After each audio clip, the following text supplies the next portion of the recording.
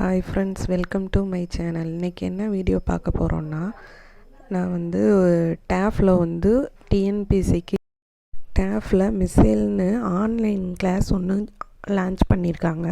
அதில் தான் நான் ஜாயின் பண்ணியிருக்கேன். அதோட கிளாஸ் ஸ்டார்ட் பார்த்திங்கன்னா நவம்பர் 24 ஸ்டார்ட் ஆகுது. கிளாஸ் டைமிங் பார்த்திங்கன்னா மார்னிங் 10:30 to 1. லைவ் கிளாஸ் ஆனால் ஆஃபீஸ் போயிட்டுருக்கிறதுனால அட்டன் பண்ண முடியாது. டேஃப் ஆப்பில் வந்துட்டு அவங்க வந்து ரெக்கார்டட் வீடியோ வந்து அப்லோட் பண்ணுற மாதிரி சொல்லியிருக்காங்க. அதில் தான் கிளாஸ் அட்டன் பண்ணணும்.